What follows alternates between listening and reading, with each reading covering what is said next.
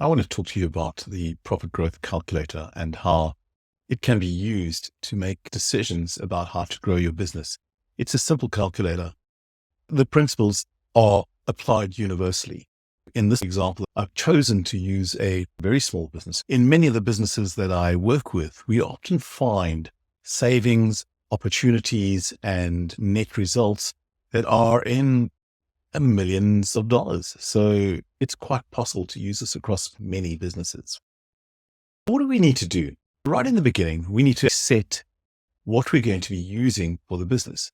In this particular instance, let's say this business is quite small, gets about 50 leads a month, and it only turns about half of them into sales. So the net result is it gets 150 sales a month.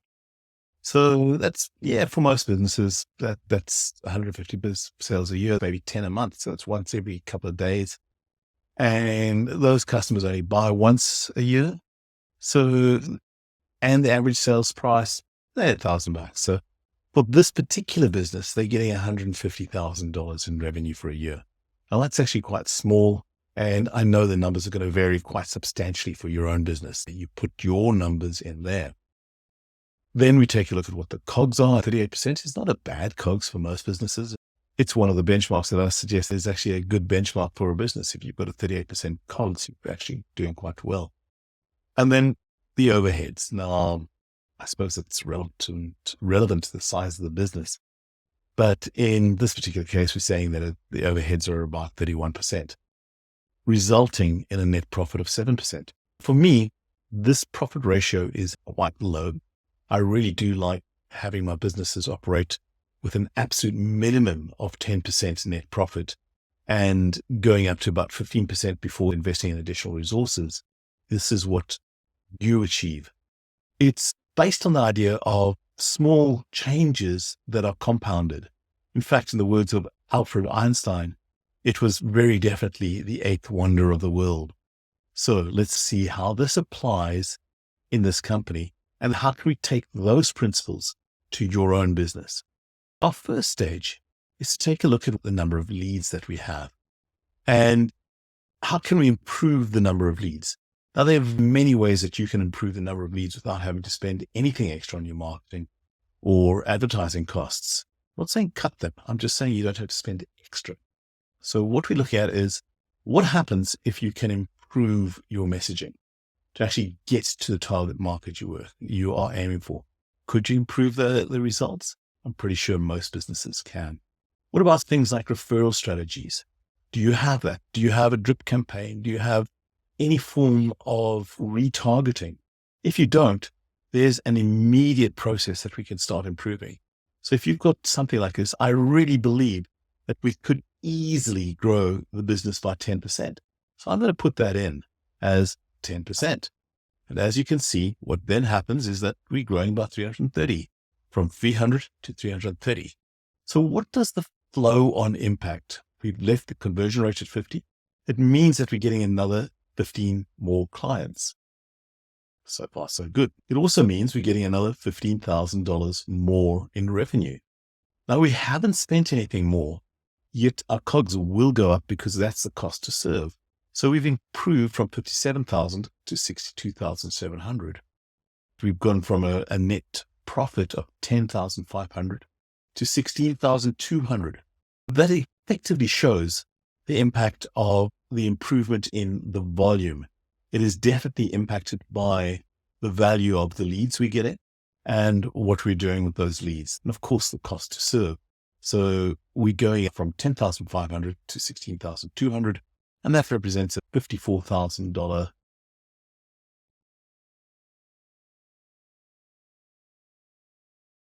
and that represents a 54% increase in our net profit. Now we're going to be doing the same across a couple of other areas. If we can improve our conversion rate, how can I do that?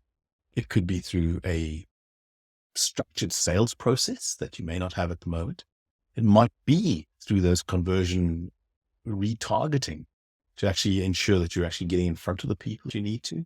It may be through having a process that enables more follow-up than you might otherwise have done. There are a number of ways, and I've just highlighted perhaps 3 of them that we can improve the conversion rates. And obviously things like sales training and setting targets and working on that can really impact what you're doing. I'm pretty sure that we can improve our conversion rate by 10%. So what we're saying is that it's not going up from 50% to 60%, but rather 10% goes up from 50% to 55%. That means that we can improve that. So what does this mean? It means that we've got roughly 32, 31 more clients coming through at the end of the day. Nothing else has changed. Our revenue has gone up by 30,000, as you can see. Gross profits have gone up from 57,000 to 68,000. Why doesn't it go up in direct proportion to the revenue? Because it's a cost to serve and we're only getting 38% of the benefit. Nevertheless, we have a 21% improvement in our gross profits. Great so far. What does that mean? Because that will then flow straight through to the bottom line. So we've actually doubled our profitability. 2 small changes in some of the things and the way of how we do it doubles the profitability of this business. We're now in the benchmark area that I believe all businesses should be in, of about 10 to 15% net profit at the very least. For me, we've now got them above what I would have considered as the 10% as the new break even. So there you are, right up front. This is what we're doing. What happens if we can get our customers to buy more often? This happens in a couple of ways. It could be an upsell. It could be a cross-sell when you're selling some additional stuff. It could be through better customer service.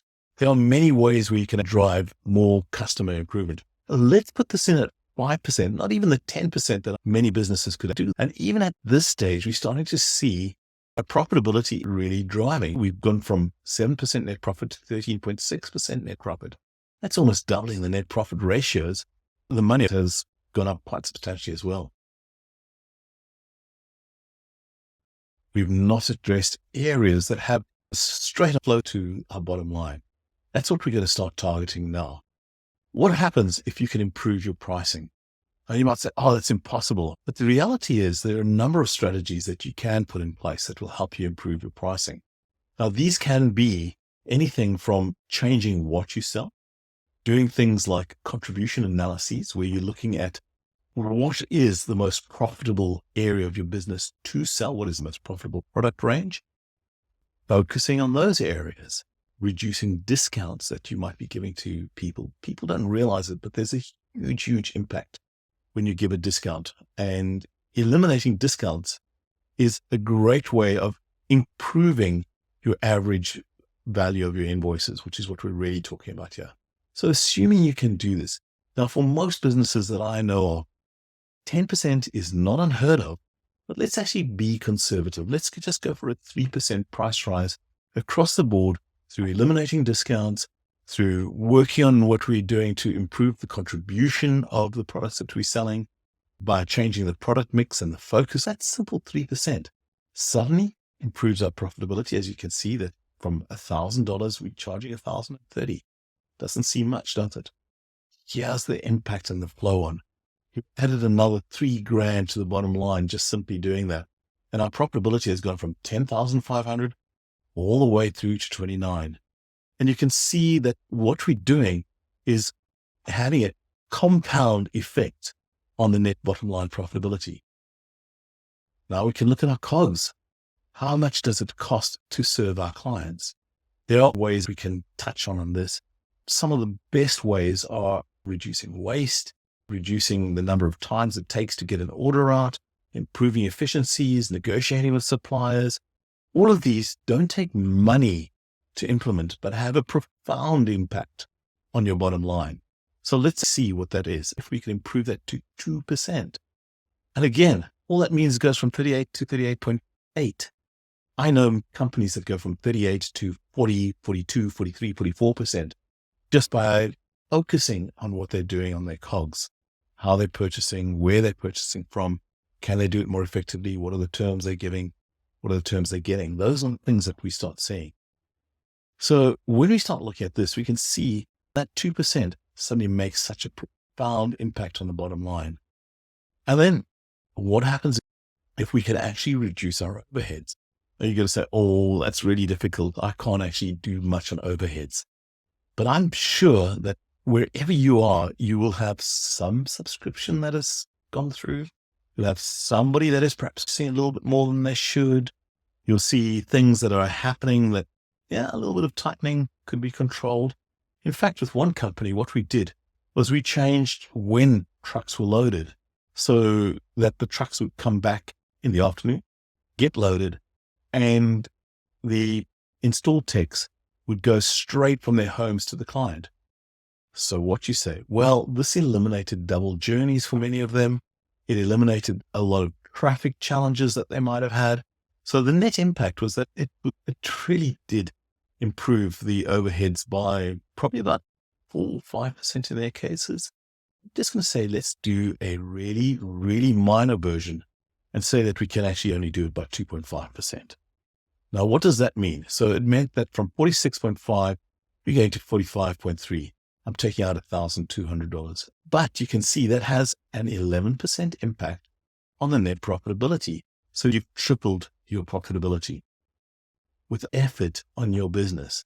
And that's where the power of this profit growth calculator comes in.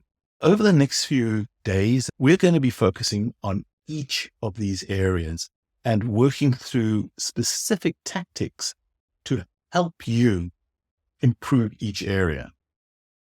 Thank you for watching. It's Charles Barnard, The Growth Engine.